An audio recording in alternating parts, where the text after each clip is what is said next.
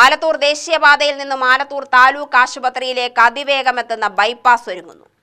ദേശീയപാതയിൽ നിന്നും വാനൂർ റോഡിൽ ആലത്തൂരിലേക്ക് ഇറങ്ങുന്ന ഭാഗത്ത് നിന്നും 140 മീറ്റർ മാറി അയർക്കുളം തോടിൽ നിന്നാണ് റോഡ് ആരംഭിക്കുന്നത്.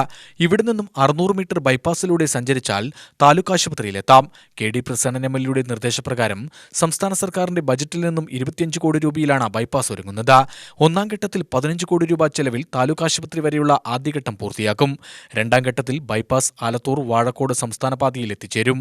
തോടിന്റെ ഉള്ളിലൂടെ ബോക്സ് കൾവേർട്ട് മാതൃകയിലാണ് നിർമ്മാണം. കോൺക്രീറ്റ് ചെയ്ത മുകളിൽ റോഡും താഴെ തോടുമുണ്ടാകും. തോടിന്റെ നീരൊഴുക്കിനും തടസ്സമുണ്ടാവില്ല. 2 വലിയ വാഹനങ്ങൾക്ക് ഇതുവഴി സുഗമമായി പോവാനാവും.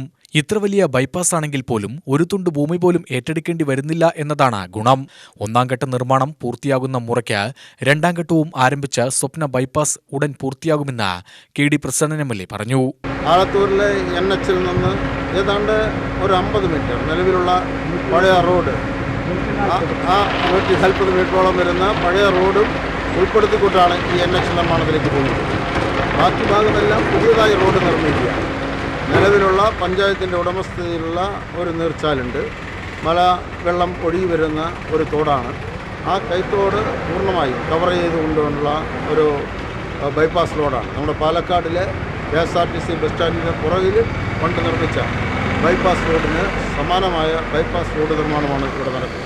ഈ ബൈപ്പാസ് ഇവിടെ നിന്ന് ഈ NH നിന്ന് ദേശീയപാതയിൽ നിന്ന് നമ്മുടെ ആലത്തൂർ ആശുപത്രിയുടെ ഇപ്പം നിലവിൽ പിൻവശം, വരാൻ പോകുന്ന കാലത്ത് അത് മുൻവശമായി മാറും. ആശുപത്രിയുടെ സമീപത്തോടെ കയറി ആലത്തൂർ PWD റെസ്റ്റ് ഹൗസിൻ്റെ കിഴക്കുവശത്തുള്ള നമ്മുടെ റോഡിൽ സ്റ്റേറ്റ് NH സ്റ്റേറ്റ് ഹൈവേ അത് കുറിച്ച് നമുക്കെല്ലാവർക്കും അറിയാം. തൃശ്ശൂരിലെ മെഡിക്കൽ കോളേജിൽ പോകുന്നവർ ആലത്തൂർ ടൗണിലൂടെ പോയി ഈ കാവശ്ശേരി, ചുങ്കം, ചേലക്കര, പഴയന്നൂർ വഴിയാണ് പോകുന്നത്. അങ്ങനെ തൃശ്ശൂർ മെഡിക്കൽ കോളേജിലേക്കുള്ള സ്റ്റേറ്റ് ഹൈവേയുമായി ബന്ധപ്പെടുത്തുന്ന ഒരു റോഡാണ് ഈ ആലത്തൂർ ബൈപ്പാസ് എന്നത്.